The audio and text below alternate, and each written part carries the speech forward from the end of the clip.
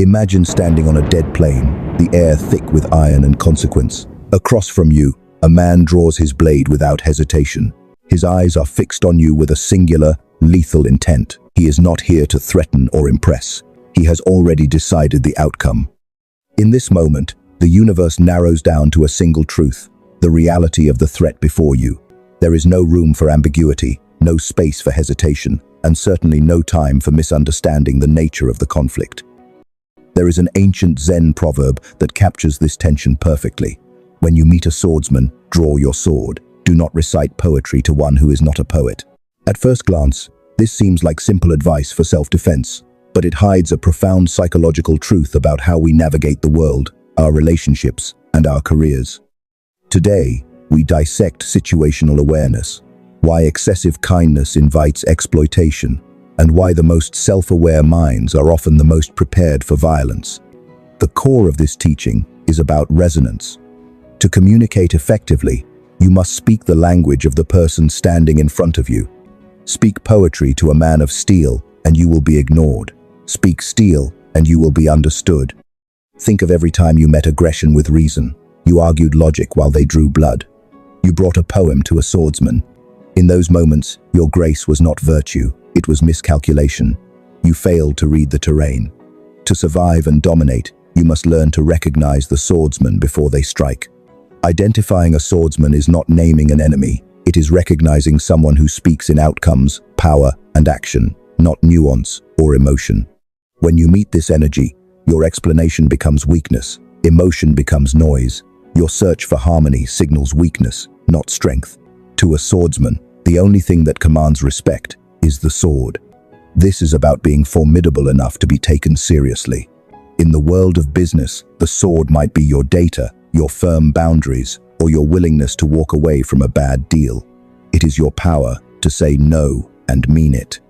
If you appeal to fairness in a predator's arena, you become prey. Meet strength with strength, or be consumed. But the proverb never says the sword is superior to the poem. It says they rule different domains. Speak poetry to a poet, and you create something sacred. When two poets meet, the sword becomes excess. It disrupts what does not require force. Here, vulnerability is strength, nuance is currency, and meaning is built through art, love, and connection. The tragedy of modern life is simple. Wield a sword with a poet, or recite a poem to a swordsman. Both blind you to reality. If you are constantly aggressive in places that require empathy, you will find yourself alone. People will see you as a threat to be managed rather than a partner to be trusted. But the focus of this teaching is often on the nice person who lacks a sword. This person is often a poet by nature, but they live in a world that occasionally demands a warrior. They believe that if they are kind enough, the swordsman will put down his blade. This is a dangerous delusion. Kindness is a gift, but it is not a shield against someone who doesn't value it. To the swordsman, your kindness looks like submission. Your poetry looks like a plea for mercy. And in the arena of power, a plea for mercy is an invitation to be conquered. So, how do we develop our sword? It begins with the development of boundaries. A boundary is not a wall. It is a clear line that defines where you end and where the rest of the world begins. Drawing your sword means showing the other person that you are aware of the game being played. It's a signal of competence. It says, I see what you are doing, and I am prepared to meet it. This doesn't require anger. In fact, the most effective swordsmen are the most composed. They don't scream, they simply act with such precision that screaming becomes unnecessary. Great leaders could speak poetry among friends, but on the battlefield, they left the books behind. They brought strategy and nothing else. This is the golden mean, not a heartless warrior, but a poet who wields a sword and knows when to strike. Plato said a harmless man is not virtuous. True virtue lies in a dangerous man who keeps his weapons under strict control.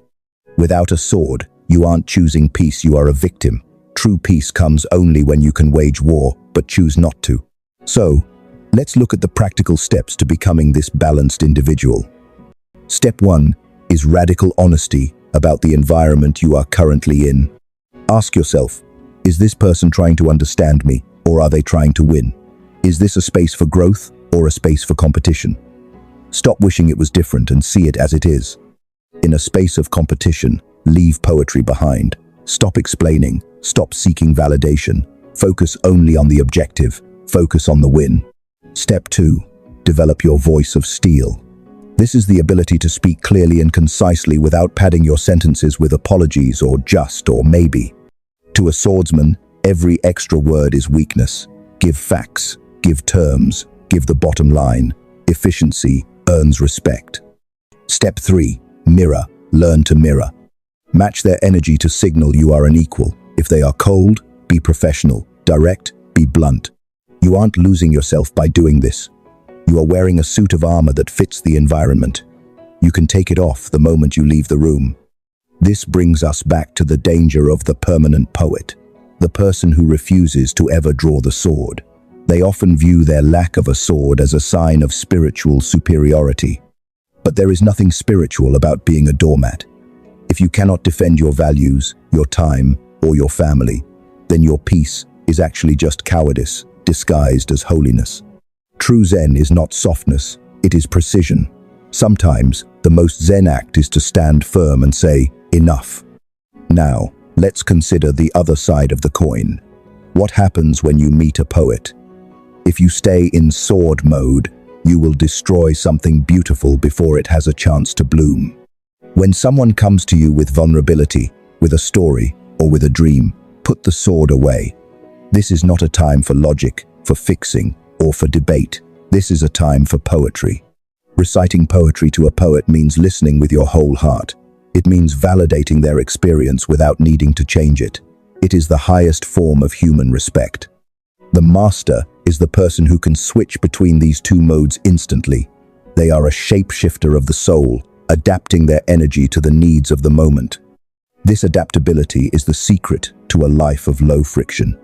You stop fighting battles that don't matter, and you stop missing out on connections that do. If this resonated, it means you recognize the battlefield you are standing on. Subscribe to this channel not for motivation, but for mastery of self. Learn to move without hesitation. Learn how to dominate the moment before it dominates you. Think of your life as a series of encounters. Every person you meet is carrying something, a sword, a poem, or perhaps both. Your job is to look closely enough to see which one they are holding. In your next meeting or your next conversation with your partner, ask yourself, am I holding a sword or a poem? And what are they holding? If there is a mismatch, have the courage to change. Put down the blade if they are hurting. Pick up the blade if they are encroaching. This is the path of the wise. As we wrap up our journey through this ancient wisdom, remember that your poetry, your soul, your kindness, your creativity is your most precious asset. But that asset is only safe when it is guarded by a sword. Don't be afraid of your own strength. It is the guardian of your beauty. Draw your sword when you must. Recite your poetry when you can. And in between, enjoy the peace that comes from knowing you are ready for both.